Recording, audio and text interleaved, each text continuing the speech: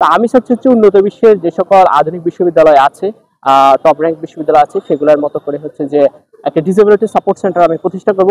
বিশ্ববিদ্যালয় প্রশাসনের সাথে নেগোসিয়েশন করে তাদেরকে চাপ প্রয়োগ করবে যাতে একটা ডিসেবিলিটি সাপোর্ট সেন্টার প্রতিষ্ঠা করেন, যার মাধ্যমে হচ্ছে যে বিশ্ববিদ্যালয় প্রতিবন্ধী শিক্ষার্থীদের পড়াশোনা সহ যাবতীয় সকল কাজগুলো হচ্ছে ব্যারিয়ার ফ্রি হবে এবং খুবই অ্যাক্সেসিবল হবে।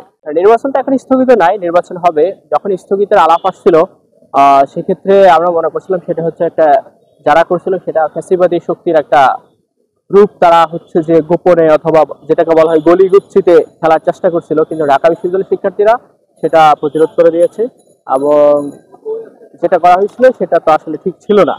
ঢাকা বিশ্ববিদ্যালয়ের শিক্ষার্থীদের আন্দোলনের মুখে এবং আইনগতভাবে ভিত্তিতে সেটা তো এখন সমাধান হয়ে গেছে, ডাকসুভাবে হচ্ছে। আচ্ছা, আমার প্রচারণার স্পেশাল যেটা সেটা হচ্ছে আমার লিফলেটটা।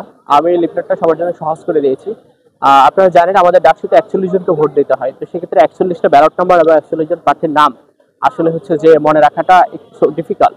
তো আমার লিফলেটে হচ্ছে যে আমি এটা অ্যাক্সেসিবল করে দিয়েছি, একটা ফরম্যাট দিয়ে দিয়েছি প্রথম এবং এই পৃষ্ঠায়। যারা হচ্ছে যে এখান থেকে ছিঁড়ে নিয়ে যেতে পারবে, সেখানে হচ্ছে তারা আগের রাত অথবা কাকে ভোট দেওয়ার সিদ্ধান্ত নিচ্ছে সেটা নোট করে রাখলো, ব্যালট নাম্বার এবং হচ্ছে যে নামের জন্য চক আছে, সেটা বুথ কেন্দ্রে গিয়ে হচ্ছে যে বুথে গিয়ে খুবই অল্প সময়ের মধ্যে হচ্ছে যে তারা ভোট প্রদান করতে পারবেন আর কি। এটা আমি ভাবতেছি। আমার নির্বাচনে হচ্ছে যে আমি 13টা ইশতেহার দিয়েছি।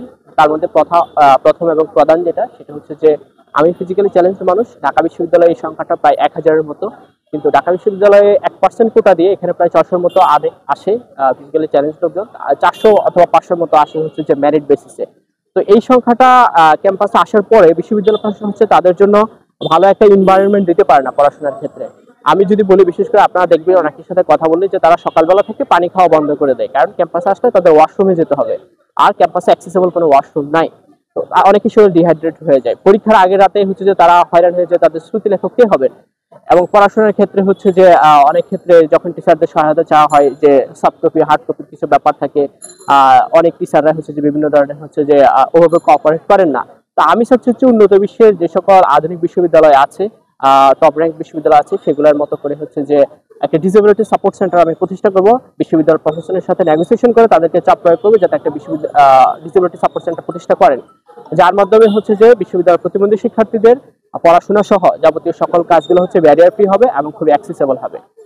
আমার অন্যান্য যে ব্যাপারগুলো আছে, আবাসন, পরিবহন, স্বাস্থ্যসেবা এবং হচ্ছে যে আপনার এই যে ই গভর্নেন্সের ব্যাপার, এরপর হচ্ছে জোবাইক বা আদলের পরিবহন সেবাগুলা, লাইব্রেরির ব্যাপার, এই ব্যাপারগুলো আমি এনেছি। সেগুলোর ক্ষেত্রে আমার ভিউগুলা আমি মনে করি সবার চেয়ে কিছুটা ডিফারেন্ট, সেটা আমার লিফলেটে আছে।